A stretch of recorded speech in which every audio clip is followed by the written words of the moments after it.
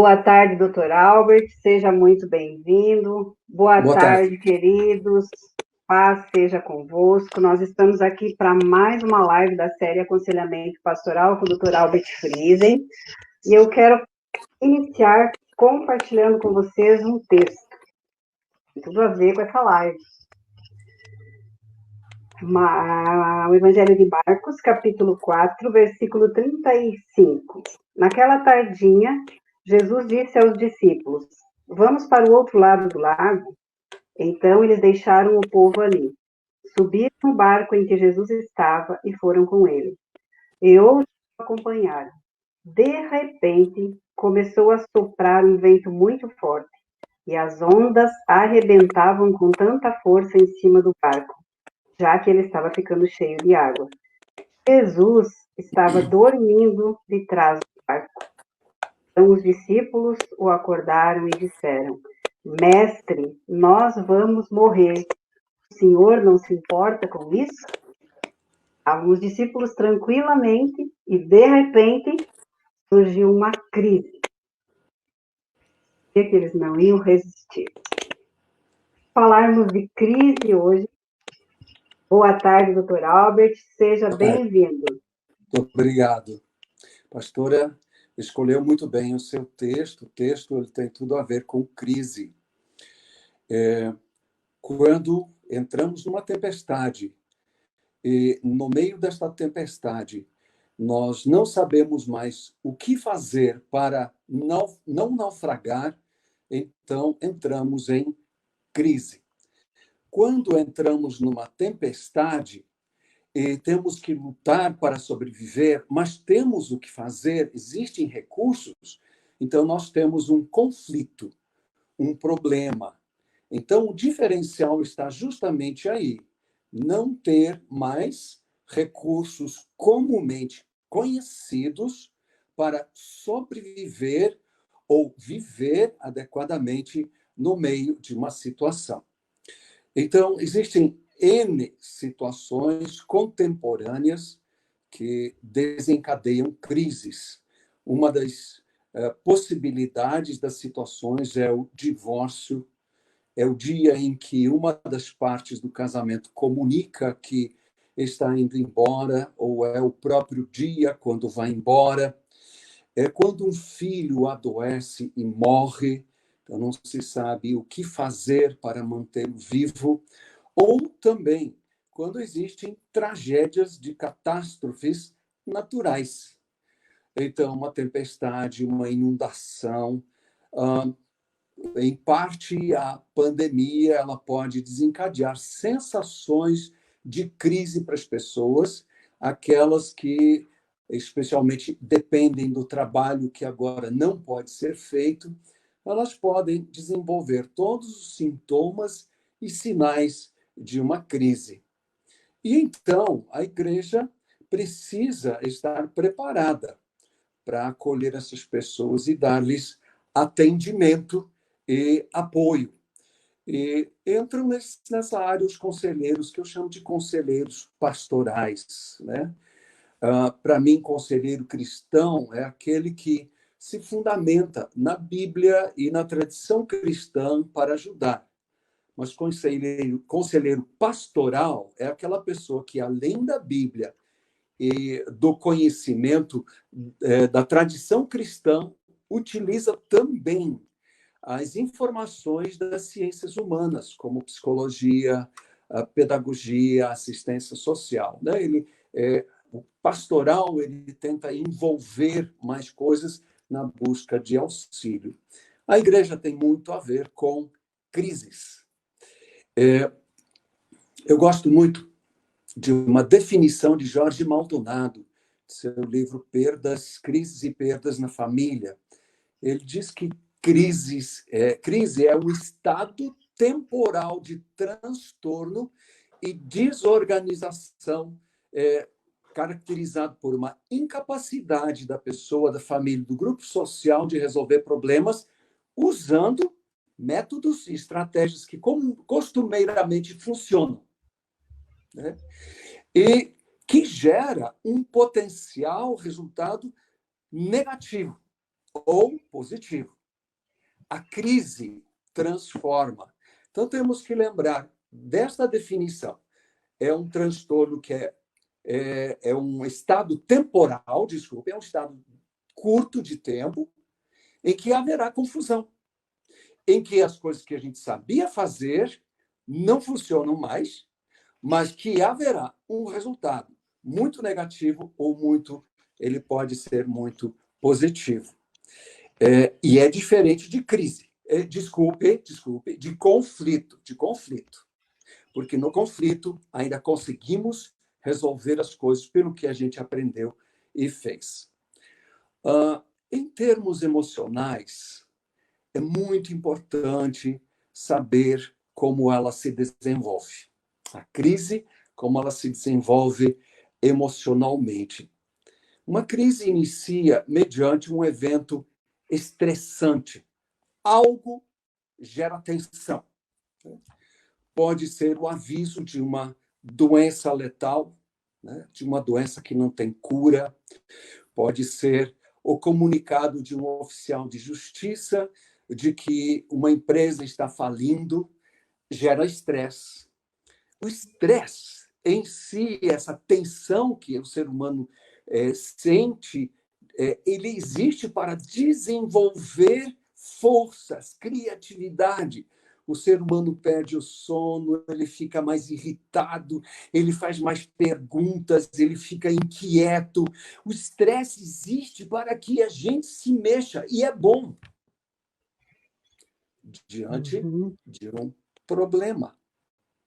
Mas todos nós temos um nível de estresse que suportamos adequadamente.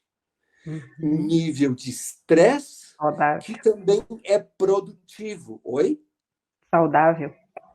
Um nível de Saudável. estresse saudável. Nível de estresse saudável. O dia em que este nível de estresse saudável não for mais produtivo, criativo, ele começará a ter efeitos de explosões, de machucar pessoas, de tomar decisões irracionais e impensadas. Então, ele se transforma em distress. Quer dizer, as tentativas por métodos conhecidos fracassaram. E agora eu fico estabanado.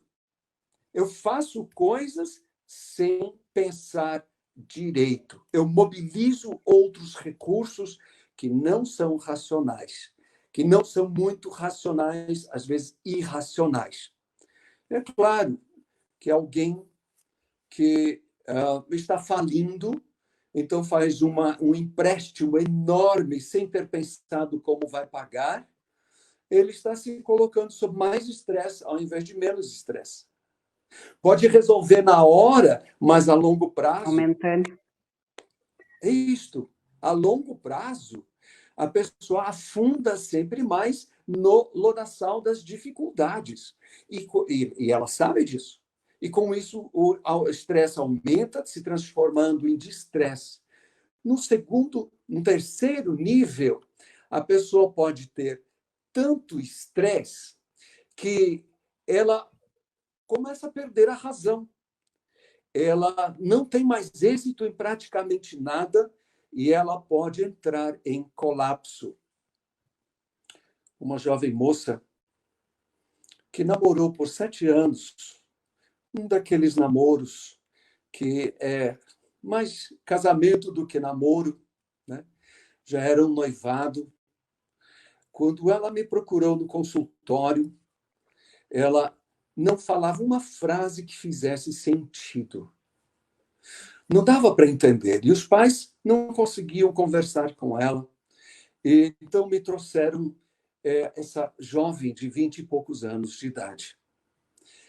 Perguntando um pouquinho o que havia acontecido, o que estava acontecendo, relataram a respeito do namoro e do noivado e do recente rompimento do noivado, bem próximo do casamento. E essa moça entrou em tanto estresse que ela não sabia como manter esse casamento, que o cérebro colapsou. Ela não conseguia mais falar logicamente. encaminhamos ela para a psiquiatria, e ela foi medicada, e 2 semanas depois, começamos a conversar razoavelmente, logicamente, sobre sua tristeza, sua perda, seu luto e o que seria da vida daí por diante, tá? Então, veja, o estresse, ele é o elemento básico da crise, que no começo ele é útil para enfrentarmos problemas, mas depois ele desorienta, desorganiza e descapacita a pessoa a produzir soluções na situação em que ela está, né? Então, isto é a crise. O evento desencadeante, o problema, o estímulo, talvez a tragédia natural, gerou tentativas frustradas de solução.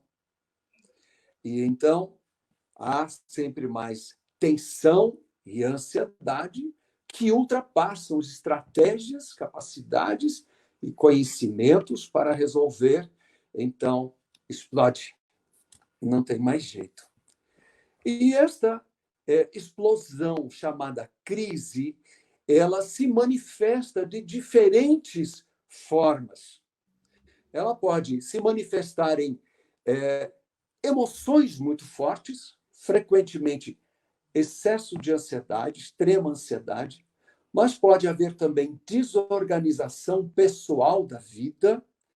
A pessoa não consegue mais cuidar das suas crianças, uma pessoa não consegue mais produzir seu trabalho profissional que produzia naturalmente, ou há ideias estranhas que essa pessoa jamais teve, ou ela desorganiza também fisicamente. Então, insônia, ela pode ter problemas com o coração, ela pode ter problemas de pressão alta, o estômago pode ter dificuldades. As consequências das reações iniciais são variadas. E, nesse sentido, geram, então, medo, culpa, às vezes hiperatividade, às vezes hipoatividade, pouca atividade. E o que nas crises é muito comum é a ideação suicida. A gente precisa conhecer estes resultados para poder intervir enquanto conselheiro pastoral, né? Uma vez conhecendo estas consequências de uma crise, nós sabemos que é preciso ajudar, primeiro, acolhendo a pessoa, ouvindo a pessoa, estando com ela, né? Marcos Maldonado é um médico que, em um dos seus livros, conta uma história onde uma pequena aldeia ao pé dos Andes foi soterrada. Uma jovem senhora, mãe de um filho pequeno, foi passear na casa de sua mãe, a 30 quilômetros no litoral, e durante aquela noite choveu muito. Quando ela voltou, a aldeia na qual viviam seu marido e seu filho estava praticamente toda soterrada. Dezenas de pessoas soterradas debaixo de pedras, água, neve, lama. Então, Maldonado conta que ele a encontrou sentada no meio-fio. E lá ela sentou com as mãos apoiadas sobre a ponta dos joelhos e a ponta dos pés estava somente com os dedos no chão. E ela sentada no meio-fio. Tente imaginar um jeito muito desagradável de sentar. E assim ela ficou ali por 2 horas.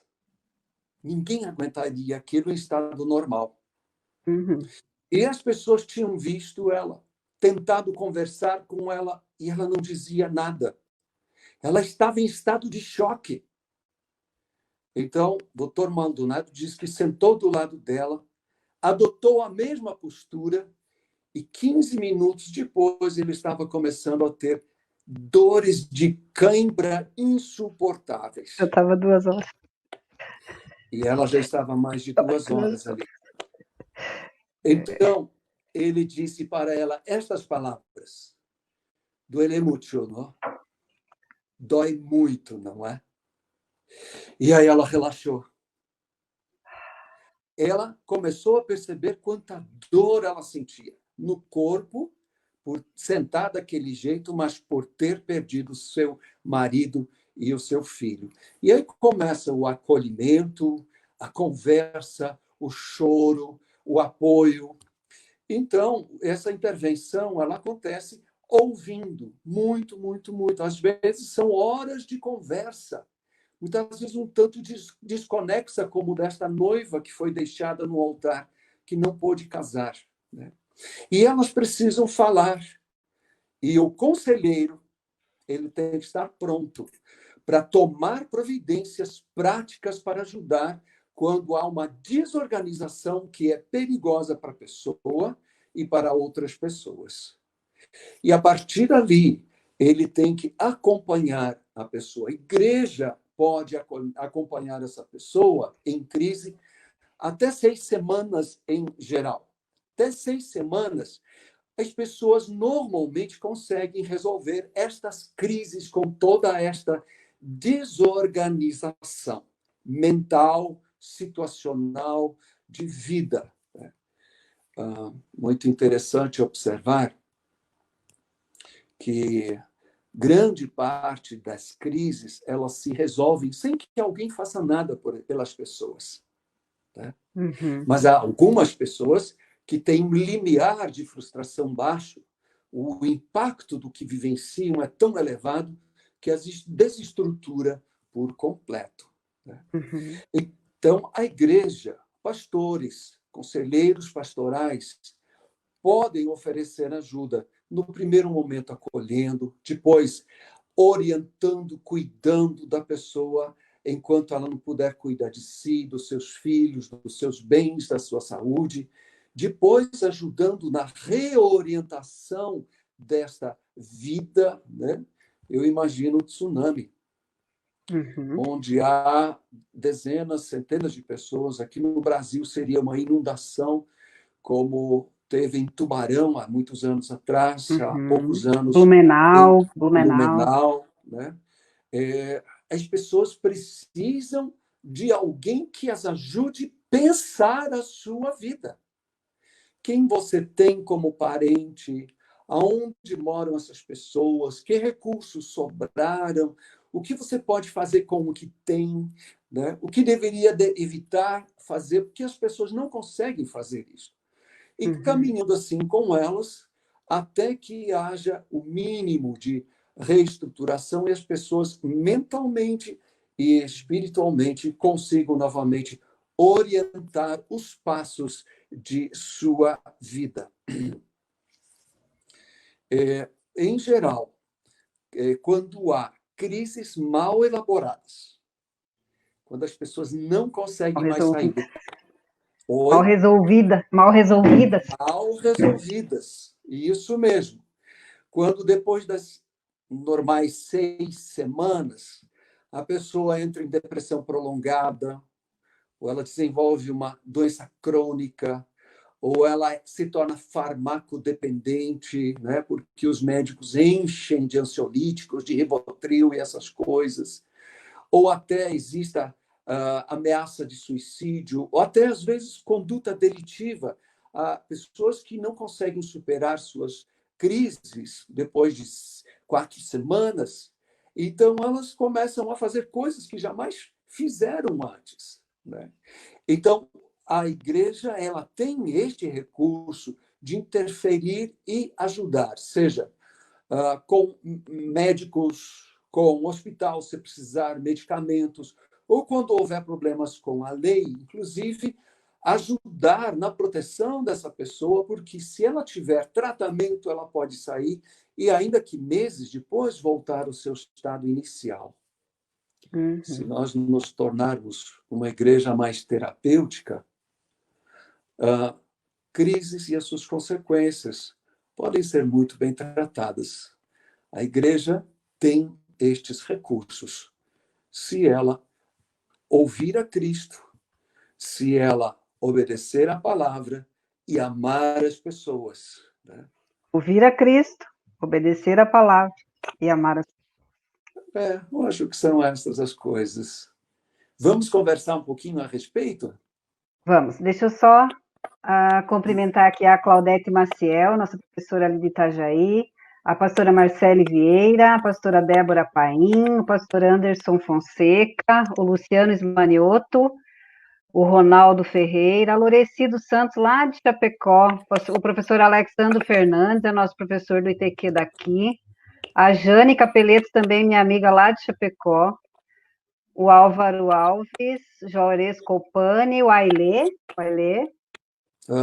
Xavier, nosso colega, Carlos Roberto, Lídia Carvalho, Ivone Silva, o pastor Jandir e a pastora Cirlei Soares, lá do Oeste também, Giovana Scalvi, Sadi Rita, Lenir Palhano, pastor Jorge Silveira aqui, meu sobrinho lá de São Paulo, Romeu Jacobi, Marcos Neri, pastor Nelson de Lima, pastora Loreni Rezende, beijo, pastora, pastor Luiz Vieira, pastor Moa Naim Vailon, e a Ivone Grisa Pompeu, essa foi minha colega de TQ há muitos anos, nossa, é bom nem contar os dedos. Vamos lá, pastor. Sejam bem-vindos, pessoal. Deus abençoe vocês. Vamos lá, doutor. Ok. Tem alguma pergunta, alguma questão? Ainda não. Só estão acenando. Ok. Uhum. Então, consideramos, e isso, acho que é senso comum, já as pessoas, de modo geral, já sabem, que crises não permitem que as coisas permaneçam como elas estavam antes. Crises são experiências que deslocam radicalmente as pessoas, né? E, normalmente, as crises têm dois possíveis encaminhamentos. Ele pode ser negativo ou ele pode ser positivo. Quando ele é positivo, as pessoas, ao se recuperarem, refletem sobre o que aconteceu e então elas desenvolvem estratégias novas a respeito da vida. Minha mãe teve uma experiência dramática de chamada morte clínica, quando a minha irmãzinha caçula nasceu. Minha mãe contou mais tarde, de que ela sentiu que ela estava saindo do corpo. E ela, a sensação do eu, estava indo em direção a uma luz muito branca, muito clara, muito desejável. E ela estava sentindo alívio e felicidade ao ir em direção a esta luz. E, de repente, ela ouviu a Ivete, minha irmã, chorar. E ela parou. Ela disse que sentiu tensão e ela sabia que ela tinha que cuidar da Ivete. E, angustiada, sem querer voltar, ela se viu voltando. E então foi que ela acordou, ela entrou em consciência de novo. Minha mãe e meu pai vieram sem nada lá do Paraguai para o Brasil. Eles começaram do nada mesmo. E assim, a vida foi muito difícil. 6 filhos. Papai trabalhava fora, mamãe cuidava de uma chácara com 25, 30 vacas para tirar leite de plantações. Papai ajudava também. Foi muito difícil. E ela era muito dedicada. Trabalhava, só trabalhava. Era doente por causa de tanto trabalho. Depois que ela teve esta experiência, ela decidiu: eu vou viver a vida. Tenho lembranças muito bonitas de minha mãe, que depois disto começou a plantar rosas. Ela amava rosas. Nosso jardim começou a florescer de todo tipo de rosas. E outra prática que a gente jamais esquece é que às quintas-feiras à tarde, às 15 horas, mamãe se vestia bonita, ia para a casa da dona Frida, amiga dela, para tomar café, das 3 às 4:30 da tarde. E aquilo era Prêmio. sagrado. Fizesse chuva, caísse canivete, ela ia. Era o prêmio dela. Mamãe mudou depois disto. Crises movem a gente É o radicalmente. maior. Quem perdeu um filho, quem perdeu a empresa, quem teve um câncer, mas foi curado, coisas graves assim, sabe do que eu estou falando. Né? Mas há pessoas que jamais se recuperam. Veja, a planta arrancada do chão, colocada numa outra terra, nem sempre ela vinga. Né? Então ela se torna, ela nega os sentimentos, ela não consegue chorar, ela não consegue reclamar. Ela pode se retrair em fuga. Temos histórias, né? Vocês todos conhecem histórias de pessoas porque passaram por uma crise grave, se retraíram da sociedade, se tornaram agressivas, diferentes, desagradáveis. Muitas vezes, pessoas que não conseguem se recuperar depois dessas 6 semanas que eu falei se tornam passivas. Elas desistem de tudo, né? Alguém que teve uma empresa que faliu e não conseguiu resolver as questões, desiste, porque acha que não vale a pena. Veja, são todas situações em que o evangelho ele tem a proposta de fé e esperança em Cristo, sabendo que Deus muito mais do que a gente pode. E aí eu quero fazer a conexão do pastoral com o bíblico. Uhum. Veja, crise tem sua origem no estresse, tá?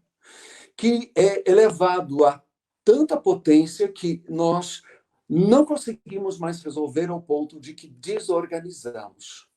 Mas Deus está acima disto. Exatamente como na situação sobre o mar da Galileia. A tempestade estava tão grande, estava além das habilidades marinheiras dos discípulos.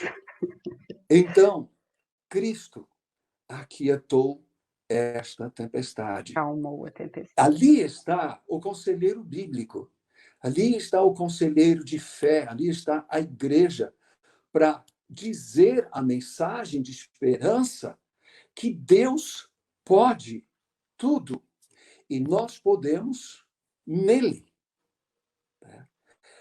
Gerando assim esperança e fé no coração das pessoas. Tem uma pergunta que eu vou fazer, ela só vou cumprimentar mais a pastora Delaine Rufato, lá de São Miguel, a Marisete Serena de Chapecó, o Luciano Cambrige, a pastora Glace Fabres, abraço, pastora Glace, o pastor pastor Paulo de Camboriú, e o pastor Paulo Sérgio Martins, ele pergunta assim, Dr. Friesen, como aproveitar este momento de disruptura para crescermos? Diz o quê? De disruptura. Disruptura. Tá. A que Ruptura disruptura de... eles... Sim, eu entendo, mas que disruptura ele está pensando? O Eu que acho ele que ele está acha que pensando... Eu rompeu? acho que ele está pensando na pandemia. Ah, meu filho também diz que tá aqui, está lá sempre atento. Deixa eu perguntar para o pastor Sérgio. O senhor segue, eu vou pedir para ele esclarecer a disruptura. Olha, isso. Disruptura, eu creio que sim, nós estamos diante de algumas disrupturas sociais, especialmente, né? Nós estamos diante de uma disruptura social quanto à profissão e ao trabalho, ao modo de ganhar a Essa vida. crise, ele já respondeu antes de eu perguntar. Essa crise que estamos vivendo. Sim, sim, sim. É que quando a gente fala dessa crise de modo generalizado, nós falamos de uma crise social, né? Uhum. Onde algumas pessoas se dão bem, elas têm a serenidade de continuarem vivendo, trabalhando. Meu grande amigo pastor Odinal Ferreira Guiar, ele está lá em Teresópolis. Está acompanhando. Ele está acompanhando? Não vou dizer a idade dele, mas ele já está na faixa de risco. Uhum. E ele conta... Por live pode. Ele pode pular. Por live ele pode. conta que ele está preso em casa, mas como canarinho belga, continua cantando. Aí. Então, para ele, pastor Odinal, esta crise, ele consegue elaborar, ele tem a estrutura interna. Mas há pessoas que não têm esta capacidade. Nós estamos ouvindo de violência doméstica, as pessoas se agredindo, causando problemas familiares. Idosos, né? Quando eu penso no que este pastor que pergunta chama de disruptura, nesse sentido, a igreja pode estar atenta às famílias que atende. Né? Temos milhares de igrejas no Brasil que são pequenas, que têm 30 famílias, talvez 40 famílias que acompanham. Não é difícil pelo celular, pelo WhatsApp, manter o contato e acolher essas pessoas, ouvi-las, saber... Videochamada, né? Videochamada. O Zoom está aí gratuito, você pode colocar até 35 pessoas. É uma coisa impressionante que a tecnologia nos forneceu, e nós podemos, sim, reunir uma família de 4, 5 pessoas e fazer uma reunião familiar, e perguntar como é que você está, o que aconteceu, quando alguém se queixa de que houve violência em casa, ou alguém passou a beber, que antes não bebia, ou há muitas brigas entre irmãos. Então, essa disruptura, ela é uma oportunidade para o pastor e a igreja exercer um outro estilo de pastoreio, de intervenção. É claro que, de modo geral, em termos sociais, nós todos devemos estar cuidadosos, muito mais cuidadosos do que antes éramos uns para com os outros. Né? Veja, vivemos numa era em que somos extremamente individualistas, egocentrados, cada um cuida do seu. Mas em meio à pandemia, quem só cuida do seu pode entrar em crise, pode ter problemas. Fica isolado. Porque está isolado. Uma das coisas que nós vamos fazer diferente depois desta pandemia é, novamente, dar mais importância às reuniões, às visitas nas casas e nas famílias, porque nós percebemos, nós conseguimos parar de trabalhar e sobrevivemos. Eu jamais imaginei que eu conseguisse parar por tanto tempo, né, sem sair de casa e continuar, de alguma forma, encontrando um caminho. Nós sabemos que não precisamos de tantas coisas que compramos, de tanta comida que comemos, de tantas coisas caras que temos. Nós precisamos uns dos outros. Podemos redirecionar os recursos, ajudando mais uns aos outros. Será que nós vamos viver mais simples depois da pandemia? Eu acredito. Talvez por um tempo. Né? Depois volta aí, Deus dá mais um estalarzinho de dedo. Espera aí. Você acha que é Deus que está dando estalo de dedo na gente? Deus, num dedilhar, ele, senta aí todo mundo, que não é assim que eu quero vocês. Eu também acho. Então, não sei se eu respondi ao nosso querido pastor sobre... Eu acho que sim, porque ele colocou, obrigado, doutor Friesen. Entrou também a dona Nádia, mãe da minha nora, a pastora Márcia Bueno, a pastora Sandra do Prado, a pastora Dalcília Soares, o Paulo Gilberto, o pastor Carlos Maba e a pastora Ivanete de Góes. Ok. Uhum. Pastor Sérgio, Pastor Paulo disse que nós não podemos continuar do mesmo jeito após esta pandemia. Eu também acredito que aqueles que foram tratados por ela, porque tem pessoas que passam pelas situações, mas elas não aprendem com ela, então continuam fazendo a mesma coisa. É só ter oportunidade que repete. Mas quem Sim, aprendeu com a crise vai ter uma vida diferente. sim, sim. E eu gostaria de que, né, eu sou professor, então eu sou um pouquinho chato, mas que a gente realmente, ao falar de crise, nós pensássemos no conceito dela. É o estresse aumentado a Aham. tal ponto que desorganiza a nossa vida e os recursos e métodos anteriormente utilizados não são mais São mais suficientes os para mesmos. resolver as questões. Enquanto nós estamos resolvendo as coisas e os métodos que utilizamos funcionam, nós, na verdade, tecnicamente, sofremos um conflito ou um problema existencial. Uhum. Outra pergunta. Entrou também a pastora Márcia e o pastor Débora e o pastor Márcio Martins, a pastora Débora Parisotto. E o pastor Sérgio fez outra pergunta: como as pessoas podem manter a saúde mental nesses dias de pandemia? É verdade, eu quase estou pirando o cabeção aqui. Não pode tirar o cabeção, doutor. É verdade. Gente, uma das coisas muito importantes é manter rotina. É preciso que, mesmo em Estabelecendo. casa, haja rotina. Tem que ter horário para levantar. O café ele tem que ter uma rotina para ser feito, de preferência todos juntos ao redor da mesa, né? Não vale ficar de pijama o dia inteiro. Isto é doença. Isso é do maligno. Ficar de pijama o Acostuma. dia inteiro adoece qualquer pessoa. Eu tenho ouvido falar de pessoas que têm home office, que tomam banho e vestem a mesma roupa que vestem para ir trabalhar. Estão de parabéns. É isso mesmo.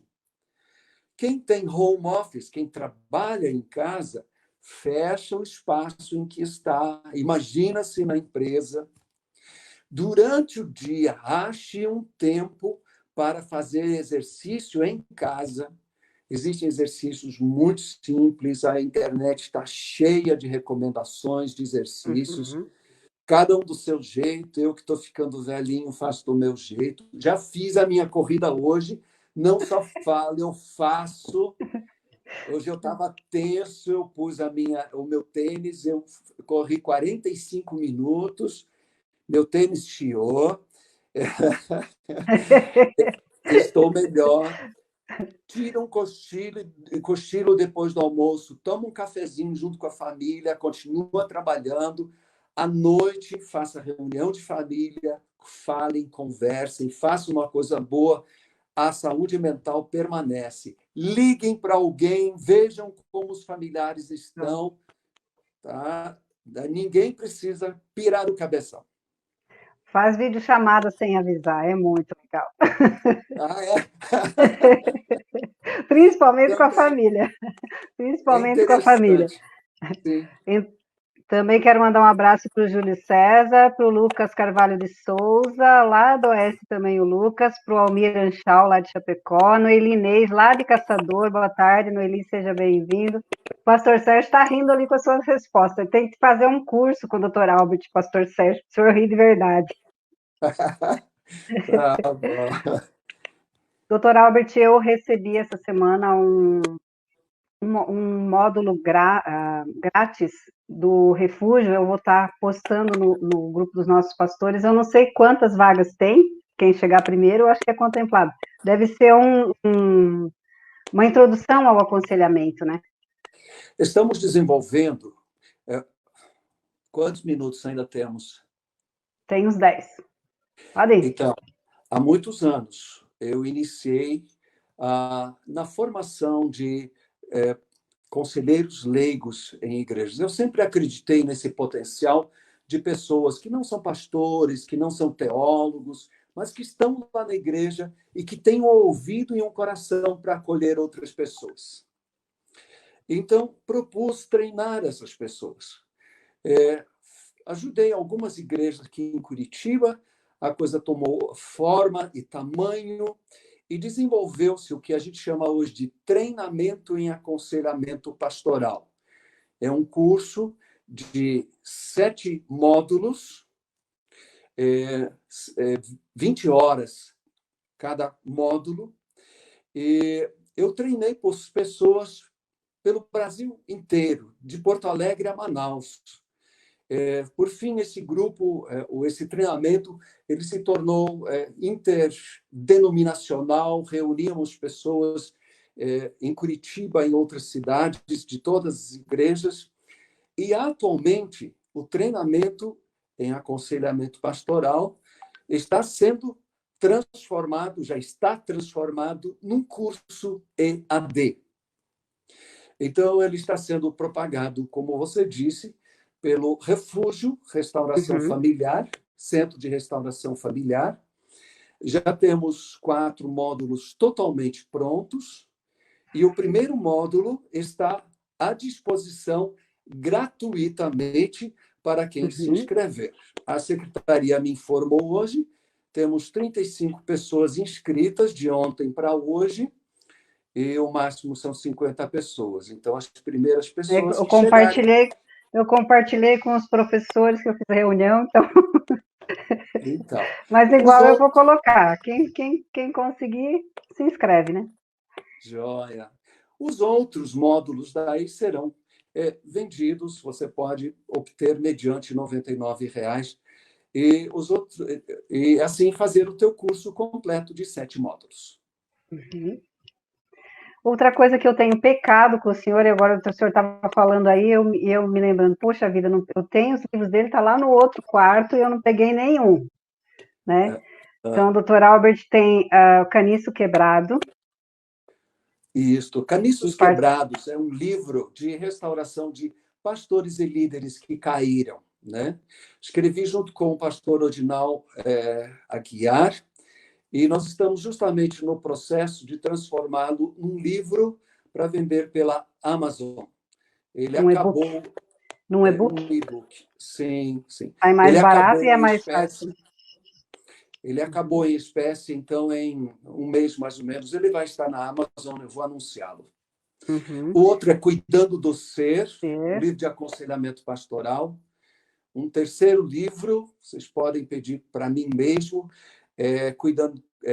Casamento de Danças e Lamentos, que eu escrevi junto com a minha Casamentos, além de danças e lamentos. Ah, é verdade. Além de danças e lamentos. Danças e lamentos. É verdade. Então, às vezes a gente dança, às vezes a gente lamenta, né? Então, são estas obras. Depois o meu filho edita a live, aí ele coloca ali a capinha dos livros para o pessoal e o contato do senhor para se eles quiserem pedir, né? Daí fica no YouTube. Não deixem de se inscrever no nosso canal do YouTube, SEC-SC, né? Olha, a gente precisa, com 1.000 seguidores, a gente já começa a ter alguns recursos a mais do YouTube, então assim, a gente está correndo atrás, nos ajudem, se inscrevam, indiquem para os amigos, tem as lives lá, tem a primeira do Dr. Albert sobre ansiedade, a segunda sobre bipolaridade, já está postada lá, agora essa meu filho vai gravar ela e colocar lá também, tem 2 que nós fizemos com a doutora Bauer Tira, sobre altas habilidades, superdotação, com o pastor Eduardo Medeiros, com a pastora Glácia Fabres, com a pastora Thalita Jardine, e na quarta-feira nós vamos estar aqui às 17 horas com a pastora Neide Lilian Couto, que é a diretora do ITQ de Joinville, e ela vai trazer para nós um panorama das viagens missionárias que o ITQ de Joinville já fez. Doutor Albert, suas despedidas, suas considerações. Ok, agradeço por essa oportunidade. Gente, pessoas em crise que a superaram são as pessoas que contribuem para reflexões profundas sobre a vida. Pessoas que passaram por crises e tiveram vitórias, refizeram as suas vidas elas têm histórias para contar da graça e do resgate de Cristo Jesus em suas vidas. Ouvir histórias de crises superadas ajudam outras pessoas a enfrentar a vida como ela é. A vida, ela nos dá tanta alegria, mas também encontramos tantos imprevistos e, às vezes, não estamos capazes de enfrentá-los. E então estamos numa crise, mas podemos superá-las aproveitando a oportunidade. Fecho com aquele ideograma chinês para a palavra crise. Perigo e oportunidade. Toda crise tem em si o potencial positivo para transformar algo em algo maravilhoso, ou ele tem o potencial também de acabar com uma pessoa em alcoolismo, em drogas, em perda e tristeza. Que Deus nos ajude. Amém, amém. Eu estava pensando aqui, como já tem 35 e são só 50 vagas, eu vou mandar o link para as pessoas que participaram aqui. Excelente, excelente, boa oportunidade. Aí uma outra oportunidade a gente faz um outro tipo de divulgação. Muito bem. Quero colocar a secretaria como parceira do senhor nesse treinamento, né, de aconselhamento pastoral. Que ótimo. Se houver interesse dos pastores, a gente pode montar um grupo, pode ser online mesmo, por enquanto não dá para fazer de outra forma, mas nós não podemos parar. Sim. Nunca fez tanto sentido um trechinho do hino da Igreja do Evangelho Quadrangular. Avante, pois, e sem parar. Não tem como parar. Não tem. Se existe uma pessoa que levou um choque com essa pandemia, essa pessoa fui eu. Os primeiros 3 dias que eu fiquei em casa, meu Deus do céu, eu não sabia o que eu fazia. Até que eu estabeleci a rotina. Não, eu tenho que fazer isso, e aí foi embora. Aí engrenou as coisas. Sim. Então é isso que a gente precisa fazer. Valorizar o dom da vida, né? Apesar de toda essa crise, todos nós estamos guardados com saúde, né? Quem teve problema já se recuperou. Então, agradecer o cuidado de Deus conosco. Entrou também a pastora Gilcélia Teixeira, pastora Anésio Roberto Barro, lá de Criciúma, a pastora Salete de Quadros, a esposa do pastor Ademir Ribeiro, que esteve conosco na outra live, a Geni Francisqueto, lá de Chapecó também, o Jair Nascimento. Doutor Albert, 1 hora passa que a gente quase não vê, né? Falta 2 minutinhos para as 18 horas.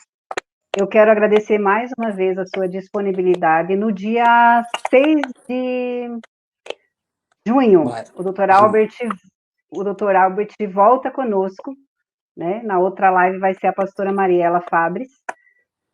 E dia 6, o doutor Albert. Deus abençoe a vida de cada um de vocês. Muito obrigada. Abraço para a doutora Bartira. Ela disse que vai me cobrar multa cada vez que eu chamar ela de doutora, para ela não cobrar em dólar, porque está muito caro. Deus abençoe, queridos. Paz seja convosco.